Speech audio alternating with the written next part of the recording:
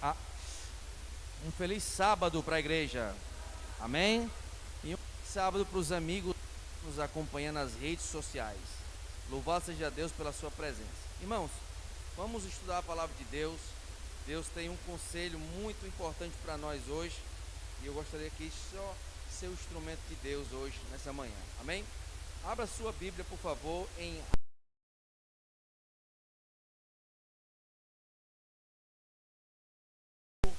16. Você que acompanha na rede social,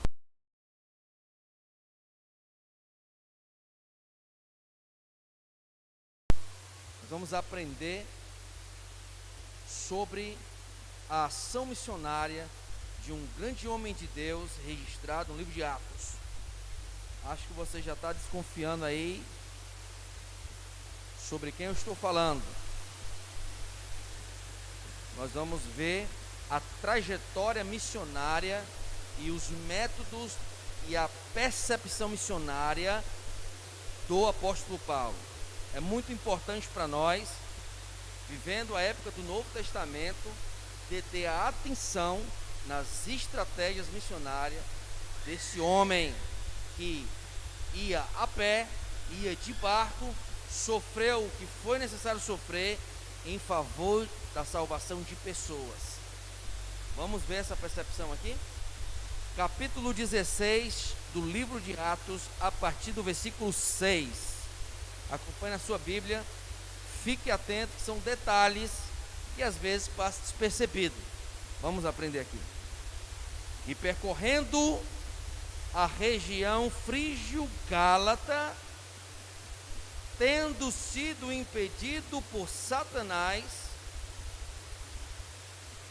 não? Vou ler de novo. E percorrendo a região frígio-gálata, tendo sido impedidos pelo Espírito Santo de pregar a palavra na Ásia. Meu Deus do céu, como é que pode? Eu estou lendo isso mesmo. O Espírito de Deus impediu uma pregação de ser realizada. Olha só. Irmão, se a gente não ter se não tivermos percepção, a gente não entende a finalidade desse texto. O que na verdade o Espírito Santo estava fazendo com Paulo era conduzindo o apóstolo Paulo para o mais urgente para aquela ocasião, para o mais necessário para aquela situação. Se você for um estudioso do livro de Atos, lá na frente, alguns capítulos à frente, o apóstolo Paulo volta para a Ásia para evangelizar. Mas nesse momento aqui, Bilga, o Espírito Santo estava mandando ele para uma missão urgente e extremamente necessária. A mente do apóstolo Paulo, pelas diversas experiências que ele já possuía, ainda não tinha total compreensão do que Deus exigia dele para essa questão aqui. Vamos ver progressivamente como foi que Deus trabalhou, dando a visão a Paulo, essa visão missionária. E percorrendo a região frígio-gálata, tendo sido impedidos pelo Espírito Santo de pregar a palavra na Ásia, defrontando Mísia, tentavam ir para Bitínia, mas o Espírito de Jesus também não permitiu. E tendo contornado Mísia, desceram a Troade. Aí versículo 9 é a chave do nosso sermão aqui. À noite, igreja presencial, à noite, sobreveio a Paulo uma visão, na qual um varão macedônio estava em pé e lhe rogava, dizendo: passa a Macedônia e ajuda-nos.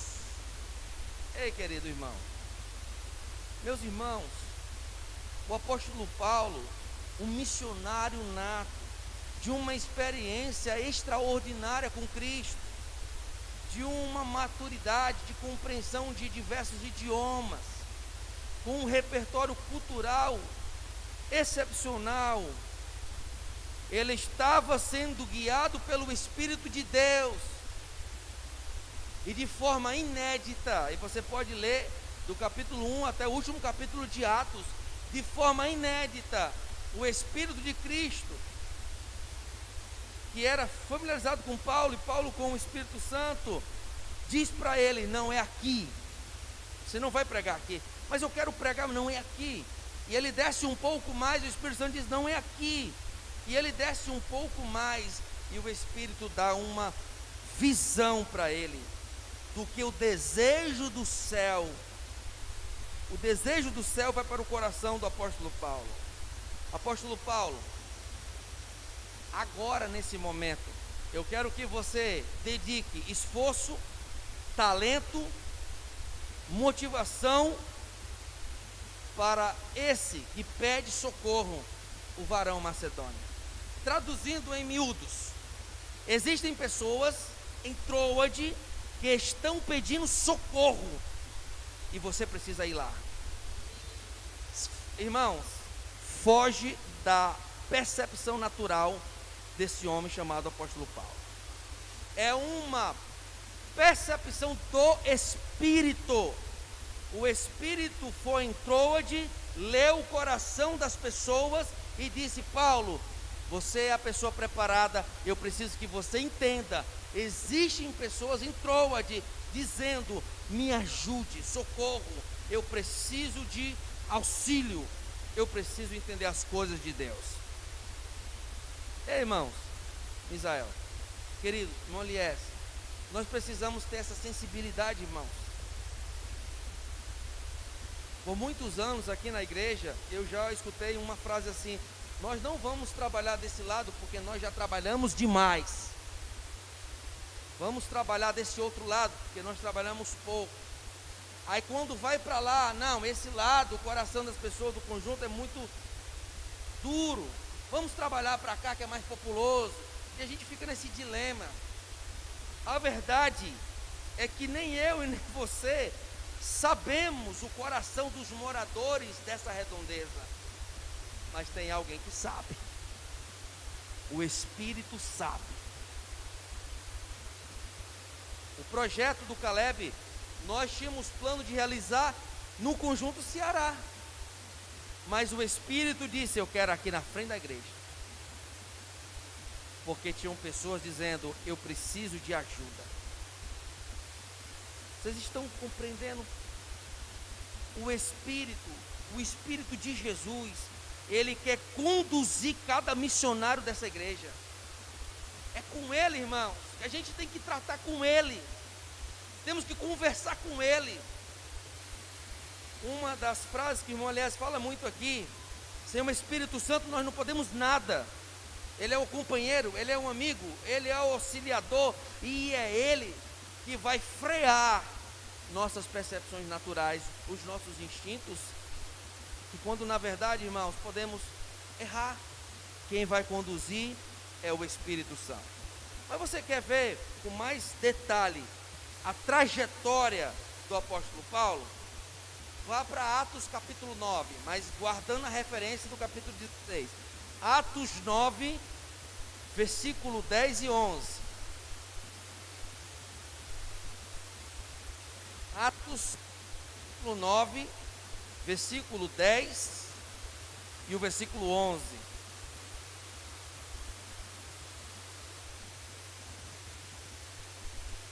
Amém? Vamos esperar os demais abrirem. Atos 9, quem está na internet, Atos 9, versículo 10 e o versículo 11. Todos encontraram? Amém? Leia com muito carinho e atenção, detendo a atenção nos detalhes. Olha só. Ora, havia em Damasco um discípulo chamado o quê? Ananias. O texto bíblico, o escritor de Atos, que é Lucas, chama Ananias de discípulo. Disse-lhe o Senhor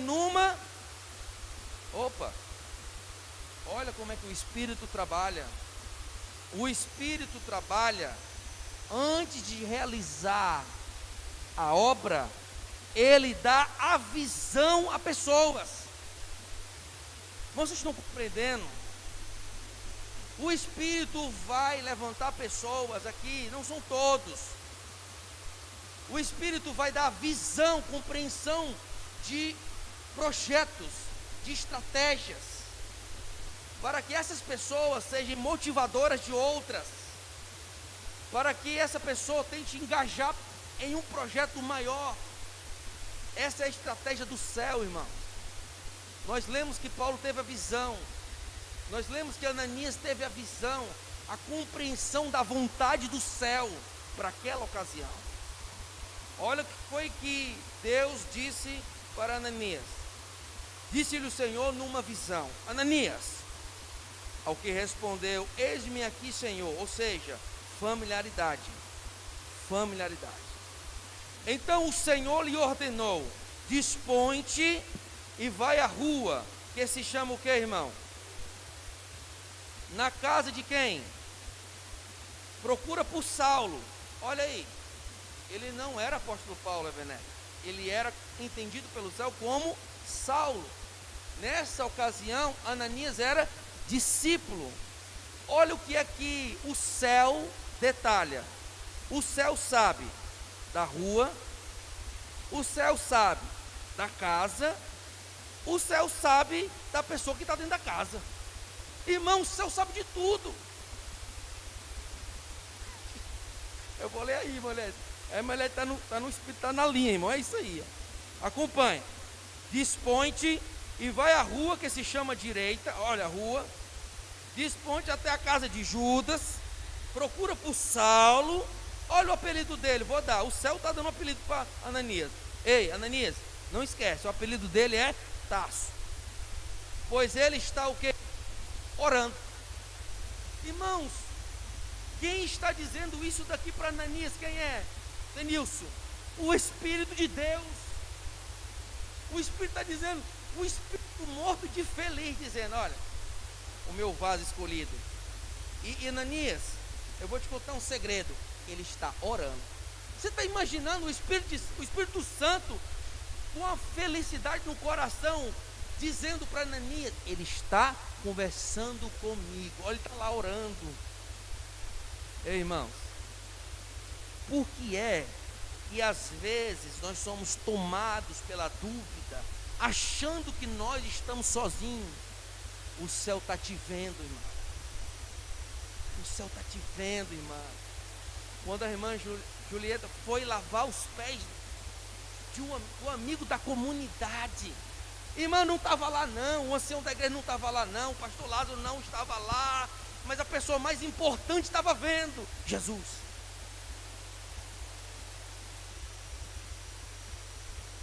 Todo esforço em favor das pessoas é registrado.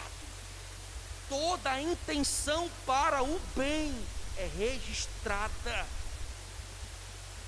Se ela é egoísta ou se ela é solidária, está no livro Beneficência Social, com uma precisão muito grande, meus irmãos.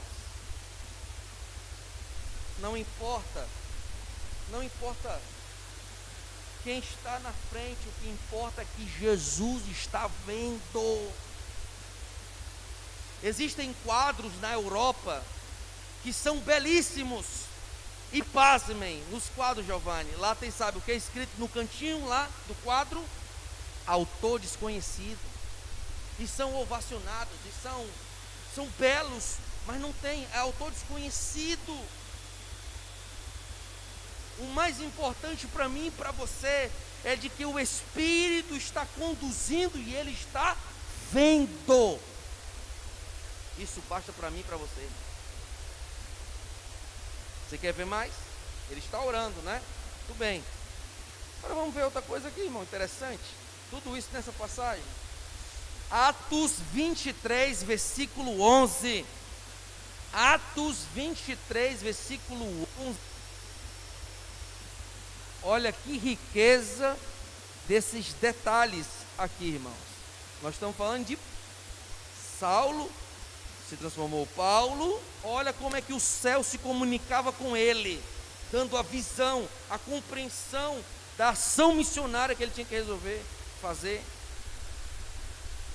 capítulo 23, versículo 11, sem perder o principal, o capítulo 16. Vamos lá. Acompanha aí. Olha os detalhes. Na noite seguinte, o Senhor, pondo-se atrás dele, do lado, Tássila, do lado, Heraldo, do lado, Eric. É dupla missionária, meu irmão.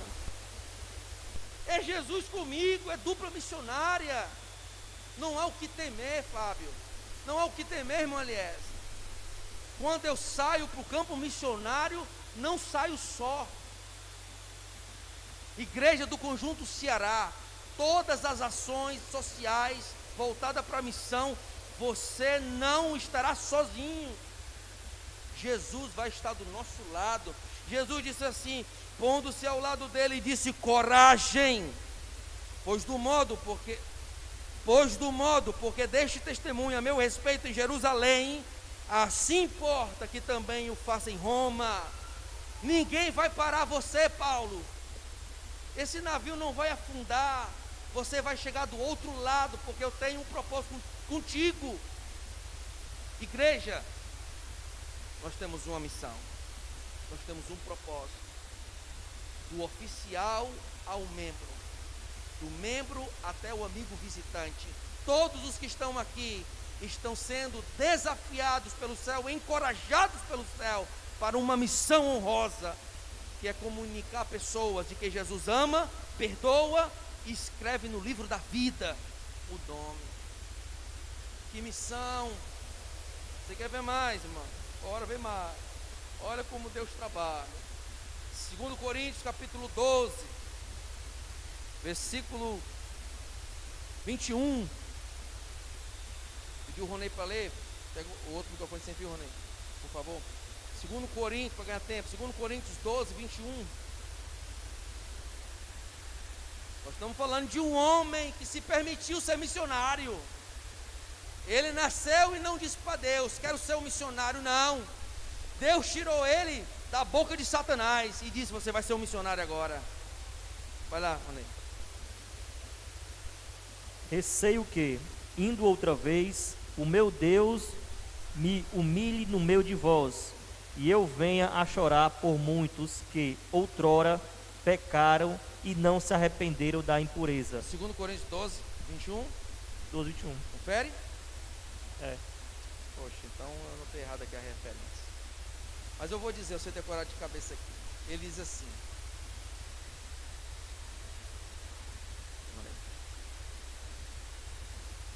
Então eu errei a referência. Olha, esse é 1 Coríntios, Ronei. Ele diz assim: conheço um homem.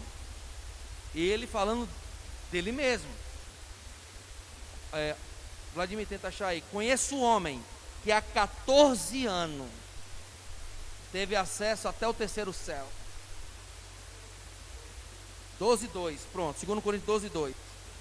Pronto, vai. Obrigado pela ajuda, Eliezer. Vai. Conheço um homem em Cristo que há 14 anos foi arrebatado até ao terceiro céu. Opa. Se no corpo ou fora do corpo, não sei. Deus o sabe. Queridos, Deus pegou o apóstolo Paulo, levou ele até o terceiro céu, moradia de Deus. Quando ele chegou lá, ele viu coisas inefáveis que a palavra humana não podia descrever. Quando ele voltou, quando ele teve a visão, ele voltou com um propósito muito mais afinado. O que é que eu quero dizer com isso? O que é que o Espírito Santo quer dizer? Que quando eu estou na plena comunhão com Deus, tendo a visão, a ótica de Deus, eu vou me desgastar em favor de pessoas. Quando Paulo voltou da visão, ele voltou como se uma tocha acesa na missão. Ele voltou muito mais apaixonado pelas pessoas, pelas almas da sua localidade. Compreende, irmãos? De repente a gente precisa ir até o terceiro céu, pela comunhão, pelos 10 dias de oração. Senhor, me faz enxergar mais a necessidade do meu próximo, me faz ser mais ousado em gastar tempo, energia. Ei, irmão, Jesus vai pedir conta do nosso tempo. quando a gente descobrir que chegou à idade mais avançada da vida e gastou tempo com tanta atividade secular, com tanto entretenimento, deixando as coisas de Deus sempre para trás, sempre terceirizando a obra de Deus. Que dor será no nosso coração ao descobrir que o melhor foi entregue lá fora e não dentro da casa dele. Que dor será no coração que todos os nossos recursos, a primazia do recurso foi entregue nos prazeres do mundo, nos deleites transitórios e não dentro da casa de Deus em salvar pessoas. Que confronto será para mim e para você, irmão. Que dor será no nosso coração em descobrir que podemos ser pesados na balança. O Espírito apela para mim e para você. Está aqui alguém disposto a gastar tempo, energia, talento e tesouro nessa missão? A igreja apela, irmão. Não é por força, não é por consideração a líder nenhum. Se o Espírito não te mover, você nunca e nem eu tomaremos uma ação missionária. Só o Espírito Santo pode fazer durar o dever da missão em nós. Podemos nos acender temporariamente por um mês, ou por ocasiões, por circunstâncias, mas todos nós seremos um dia testados pelo tempo. Ao passar de anos, dias e meses, as nossas intenções, a nossa obra será aprovada diante de Deus. Se é genuína, é duradoura, é contínua, é constante. Se não é, ficará para trás, será paralisada, até desfiar. Você quer ver mais, irmão? Bora ver. É o começo do sermão, irmão. Ô, porra boa. Eu estou só na visão, irmão. Estou só na visão. Agora bora para outra parte. Então, o apóstolo Paulo vai crendo na visão, irmão Eliézer, 100%. Ele não sabia quem era um varão macedônio, Denilson, em pé, ajuda-me, era um varão macedônio. Aí o apóstolo Paulo vai, versículo 13 do capítulo 16 de Atos, ele está em Troade, passou o Samotrácia, passou por Neápolis, a pé, de navio,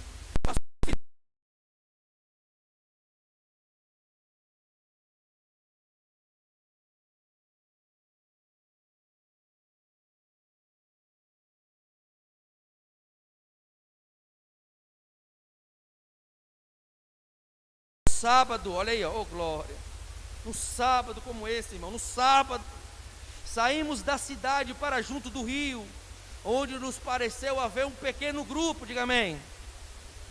Não era um pequeno grupo, não? Vixe, na minha tradução eu taquei a caneta de PG aqui, ó. Mas está aqui, irmão, ó, onde nos pareceu era um grupo de oração, eram as mulheres. Agora, historicamente, irmãos, é porque os grupos de mulheres tinham o hábito na época, Tânia, de estudar a Bíblia perto do rio, e eles recebiam bem os judeus, estudiosos da Bíblia, eram bem recebidos por essas mulheres. Mas o que foi que aconteceu? E sentando-nos falamos as mulheres que ali tinham concorrido, versículo 14, olha aí, irmão, o que o Espírito Santo está fazendo.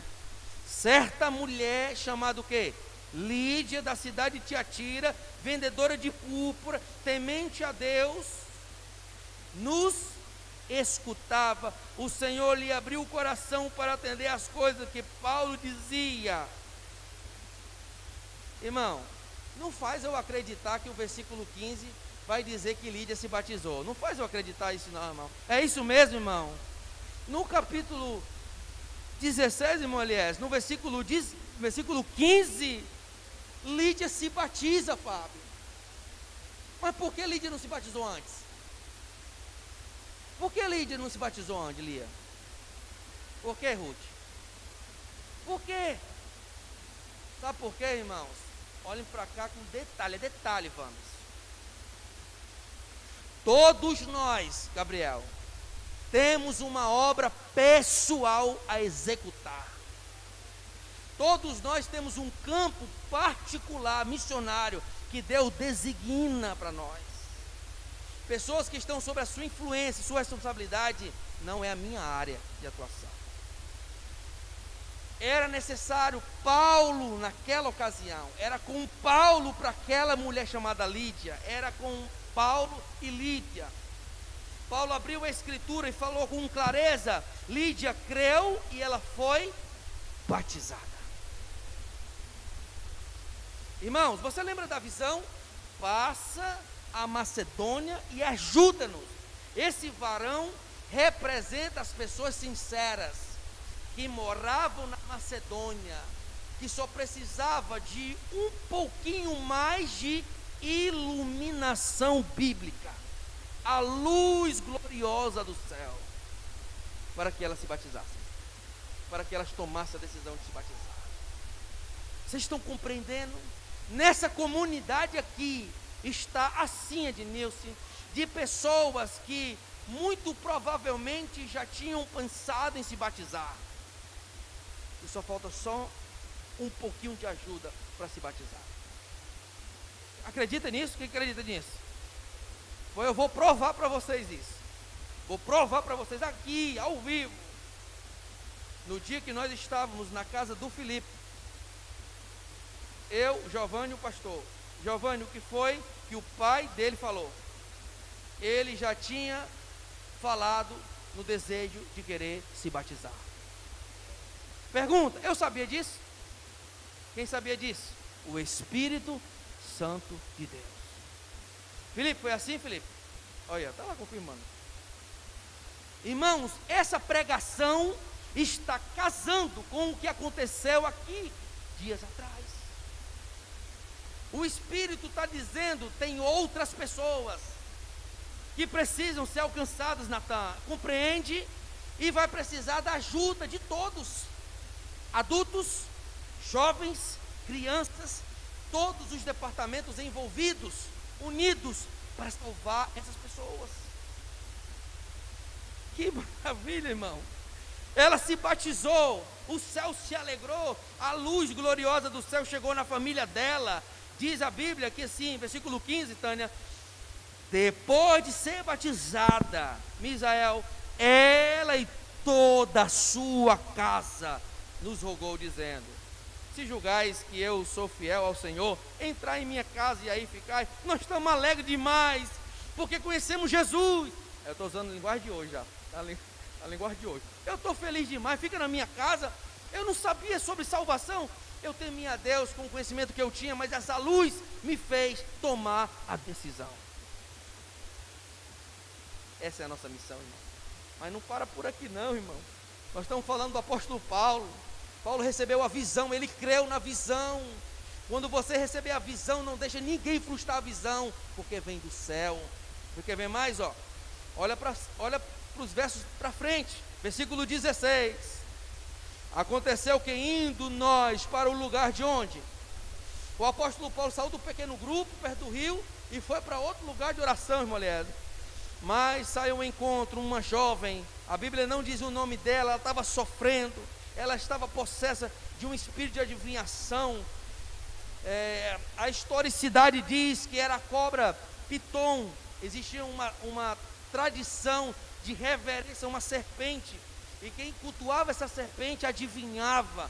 Isso é a parte da historicidade, mas a Bíblia não dá o nome dela, não dá esses detalhes. Possessa de espírito adivinhador, a qual adivinhando dava grande lucro aos seus senhores. Sabe o que foi que Paulo fez, aliás, no versículo 18? Em nome de Jesus, eu te mando, retira-te dela.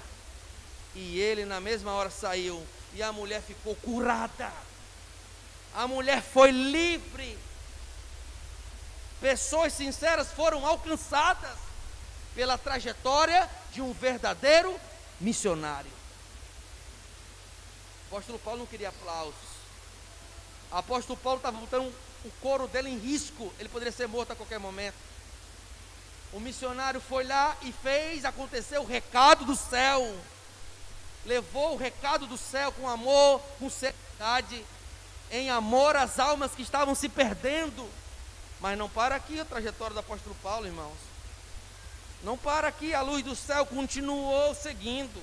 No versículo 19 diz a Bíblia: vendo os seus senhores que eles desfizeram a esperança do lucro, agarrando em Paulo e Silas, por serem judeus, entenderam? Por serem judeus, os arrastaram para a praça, à presença das autoridades, e levando os pretores, disseram: estes homens aqui, sendo judeus, perturbam a nossa cidade, propagando costumes que não podemos receber, nem praticar, porque somos romanos. Levantou-se a multidão unida contra eles, e os pretores, rasgando-lhe as vestes, mandaram açoitá-lo com varas, e depois lhe deram muitos açoites, e o lançaram no cárcere, ordenando ao carcereiro, grava aí, ordenando ao carcereiro que os guardasse com toda a segurança. Este, recebendo tal ordem, levou-os para o cárcere interior. Olha, no sistema romano tinham dois cárceres. Tinha o cárcere externo, que entrava ventilação e iluminação. Mas quando se trata do cárcere interno, que era abaixo, não entrava nem ar e nem luz. Era um lugar escuro, úmido e podre, onde os ratos passavam. O carcereiro foi lá obedecendo a ordem, ele estava cumprindo o seu expediente, pegou o pé dos servos de Deus, prendeu no tronco, e eles ficaram numa posição de humilhação, com as costas sujas, rasgadas, e as bactérias tomando de conta, sabe? Compreende esse cenário? Preste atenção, detalhe agora, para finalizar. O personagem agora é o carcereiro. Paulo passou pela vida da Lídia, Paulo passou pela vida de uma jovem possessa, e Paulo está passando pelo carcereiro. Você lembra da visão? Passa a Macedônia e ajuda-nos, plural, ajuda-nos. Esses são os sinceros da Macedônia, amados pelo Espírito Santo, a ponto de impedir Paulo de ir para a Ásia, a ponto de impedir Paulo de ir para a Bitínia. Eu quero que você vá para a Macedônia. Mas vamos aqui, carcereiro, versículo 25. Por volta, Isabel, da meia-noite, Paulo e Silas, o quê? Oravam e cantavam. Eles não murmuravam, eles não reclamavam. Senhor, eu segui tua visão, onde eu fui parar? No cárcere interior. Ele não reclamou. Olha onde eu estou, fui açoitado, olha onde eu estou. Olha, irmão, o que aconteceu aí? Pasme, é isso mesmo que você está lendo. Por volta da meia-noite, Paulo e Silas oravam, Paulo e Silas cantavam, Tânia, como se fosse um serviço de cântico, Isabel, Vladimir, cantavam louvores a Deus, e os demais companheiros de prisão, que? Irmão, como é que pode? Ronei, até na prisão, no cárcere interior, o homem era missionário, meu irmão. Não tem jeito, Fábio. Os prisioneiros, ao invés de dormir, eles não estavam curiosos por serem novos prisioneiros, eles estavam habituados sempre o prisioneiro chegar. Eles estavam impressionados, como é que pode eles serem presos injustamente, os pés presos, as costas abertas, e não estarem blasfemando, reclamando. Eles estão cantando a um Deus que eu não conheço. Eles estão louvando a um Deus que eu não conheço. É o grande segredo. Onde um missionário passa, irmão, ele vai passando e a luz do céu vai passando. Você quer ver? Está na Bíblia. Lê a Bíblia, irmão. Vamos aqui, versículo 26. De repente, porque as coisas de Deus acontecem assim, de repente Deus te livra. De repente sobreveio o tamanho terremoto que sacudiu os alicerces da prisão. Abriram-se todas as portas, porque não existe porta fechada para missionário, meu irmão. Abriram-se todas as portas e soltaram-se as cadeias de todos. O carcereiro despertou do sono e, vendo abertas as portas do cárcere, puxando da espada, ia se matar. Por quê? Porque em Roma, se um oficial de guarda de uma prisão permitisse um escape, ele ia ser no outro dia morto. Para adiantar a vergonha, ele ia se matar, entende? Vamos lá, voltando para a Bíblia. Ia se suicidar, supondo que os presos tivessem fugido, mas Paulo falou bem baixinho para ele. Foi? Fale sem medo. O que foi que Paulo fez? Bradou. Sabe por que Paulo bradou?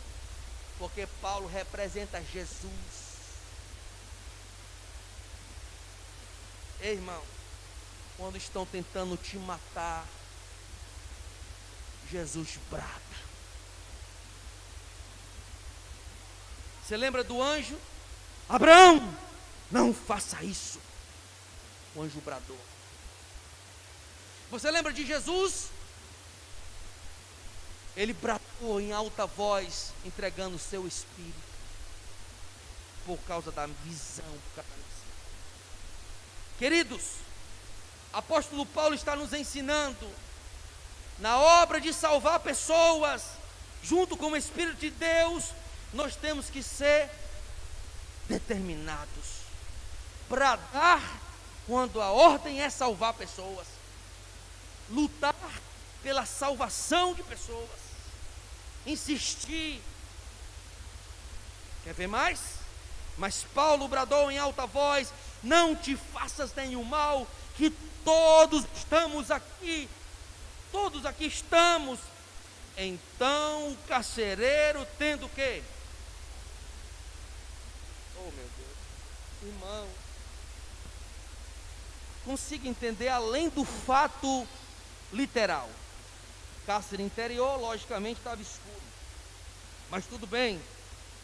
Mas o que está na entrelinha aqui é que o carcereiro, irmã Lúcia, nunca poderia dizer a frase célebre do cristianismo, se ele, há dias anteriores, há meses anteriores, não tivesse cogitado uma vida melhor ou conhecer algo mais superior.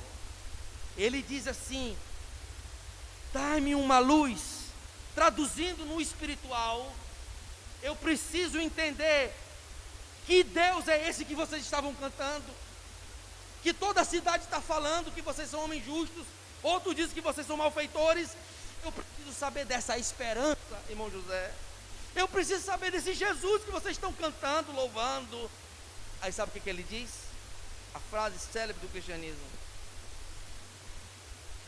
senhores,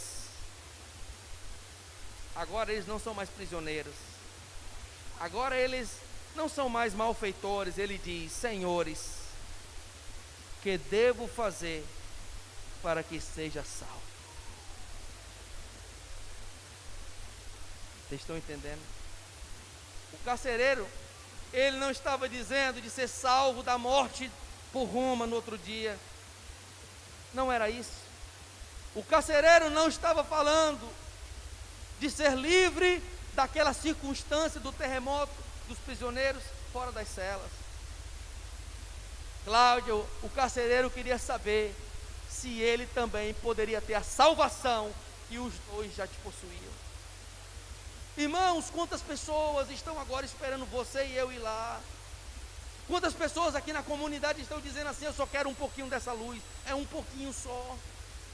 Eu quero conhecer Jesus. Como é que eu faço para me salvar? Como é que eu faço para morar com Jesus a vida toda, a eternidade toda? E todos que estão aqui sabem o caminho da vida eterna. Todos nós sabemos. Você quer compartilhar essa luz? Você quer compartilhar essa luz gloriosa? Você quer partir, nem que seja um pouquinho, com as pessoas que nada sabem da Bíblia, nada sabem de Jesus? Eu quero, irmãos. Eu quero. Jesus conta comigo. Até o último suspiro da minha vida, eu quero estar pregando o Evangelho, irmãos. E eu quero que você também esteja assim. Essa é a missão de cada líder dessa igreja: incentivar essa igreja a fazer o que é mais importante para um membro, um oficial e um missionário da igreja: representar Jesus na missão. Nessa manhã, diante dessa exposição de visão, obediência e disposição, quem nessa manhã francamente quer dizer para Jesus: Jesus, dons, talentos, tempo, tesouro, eu dedico em primeiro lugar a Ti, conta comigo, Jesus. Quantos, irmão? Honestamente, irmão, louvado seja Deus. Eu gostaria, Giovanni vem aqui à frente. Eu gostaria, Giovanni, vem aqui, Giovanni. A ação missionária, irmão Elias também, meu associado, vem aqui, irmão Elias. A área missionária dessa igreja, o Giovanni apresentando os pequenos grupos, irmão. Eu gostaria de fazer a oração junto com os dois aqui, por todos aqueles que querem dizer hoje: Jesus, eu me consagro mais uma vez para esse ofício, conta comigo, Jesus. Mais uma vez eu estou reafirmando a minha vida no teu altar. O Senhor me separou para esse ofício, um sacerdócio real. Irmão, quem quer, vem aqui na frente, vamos orar. É espontâneo, é livre, mas é o Espírito que está chamando. Vamos fazer uma oração de consagração aqui, no nome de Jesus. Quem gostaria de vir aqui à frente, irmão, pode vir e vamos fazer essa oração, em nome de Jesus. Aqui é uma representação da ação missionária, irmãos, uma simbologia da ação missionária aqui, tá bom? Amém. Em nome de Jesus. Vou começar por irmã Liese, Giovanni, eu termino aqui. Nosso querido, nosso eterno Pai que está nos céus, nós somos imensamente gratos a Ti, Senhor, porque o evangelismo foi dado pelo poder do Espírito Santo, que está sempre, constantemente em nossas vidas, meu Pai. Ele representa o Senhor e representa Jesus aqui na terra, Pai. Por isso o nosso desejo é trabalhar na obra incessantemente, Pai. A nossa vida é entregue nas Tuas mãos para a honra e glória do Teu santo nome, meu Pai. Assim como aconteceu com Saulo, um homem que perseguiu a Tua igreja, foi transformado pelo poder e a unção do Espírito Santo na vida dele, Pai. Como é bom, como é agradável o sermão que Teu servo passou sobre a vida de Saulo para um verdadeiro missionário chamado Paulo, Pai. Nós somos transformados também cada dia pelo Espírito Santo, Pai. Nós queremos sentir verdadeiramente o Espírito Santo em nossas vidas. Como aconteceu em Pentecostes, quase 3.000 pessoas foram batizadas, Pai. Todos estávamos ali unânimes, os apóstolos, para levar a mensagem de conversão, de mudança em Cristo Jesus, Pai. Muito obrigado, Pai. Continuando na Tua santa presença, entregamos ao Teu servo que passou a mensagem para continuar a oração em nome de Jesus, Pai. Querido Jesus, ainda continuando com a Tua presença e Te pedindo que esteja conosco. Querido Jesus, nós passamos 2 longas semanas mostrando e vivendo a prática do evangelismo naquela programação de Caleb aqui que foi dita. E eu queria te pedir, Senhor, que as pessoas que aqui tiveram comprometido com aquela programação, que o Senhor continue com elas, dando força para que esse evangelismo continue. Porque aqui nós teremos, Senhor, agora 10 dias de oração e precisamos anunciar o Teu evangelho, para que as pessoas que aqui estiveram e outras que poderão vir possam participar desses 10 dias de oração. Portanto, o Senhor nos faz pregador, nos faz evangelista, que nós possamos ver em Saulo, em Paulo, algo para nós sermos influenciados a cada dia. Que a tua palavra possa ser falada sempre, para que mais pessoas possam se deliciar da alegria que está ao lado do Senhor Jesus. Por Jesus, Senhor, é que te pedimos e agradecemos. Amém. Obrigado, Jesus. Porque não é pela força, não é, Senhor. Só o Espírito pode conduzir a cada um de nós. Nós sabemos das nossas obrigações do dia a dia, nós sabemos, Senhor. Mas nós sabemos também que nós temos tempo para aquilo que a gente tem interesse. Que o interesse real seja abreviar a volta do Filho de Deus. Porque nós não sabemos o tempo ainda da nossa existência na terra. Amanhã nós poderemos estar parados, podemos estar doentes, podemos nem estar vivos. Enquanto temos saúde, enquanto temos vigor, enquanto as nossas emoções estão ainda de pé, venhamos a fazer a obra de Deus andar. O Senhor vai nos dar 10 dias no cenáculo. O Senhor vai juntar essa igreja no cenáculo durante 10 dias. Vai tirar toda a diferença, tirar todas as arestas, para que a gente receba o poder do Espírito de Deus, para unânime pregar o Evangelho, para que unânime a gente alcance a comunidade, e a comunidade veja nessa irmandade aqui algo diferente, uma recepção acolhedora, um grupo de irmãs que intercedem pelas causas.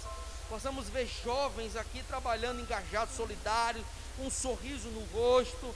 Possamos ver o Clube Desbravador também participando, o ancianato, a área missionária, todos os diaconisa, todos os departamentos, num pensamento padrão único, que é anunciar o Evangelho. Todos se ajudando, Senhor. Senhor, não é algo impossível que nós estamos pedindo. Ajuda-nos, Senhor. Nós não queremos errar, Senhor. Nós queremos acertar. Nós precisamos do Teu auxílio, como o Senhor auxiliou o apóstolo Paulo. Dai-nos a paixão pelas almas. Dai-nos o amor pelas pessoas que nada sabem do Evangelho, Senhor. Ah, Senhor, se o nosso coração for invadido pela luz gloriosa, não seremos mais os mesmos. O Senhor irá mover e os milagres serão notórios entre nós. Deus abençoe cada um que representa sua casa. Eu e a minha casa serviremos ao Senhor, em nome de Jesus. Amém e amém. Podem sentar. Deus abençoe essa igreja. Amém.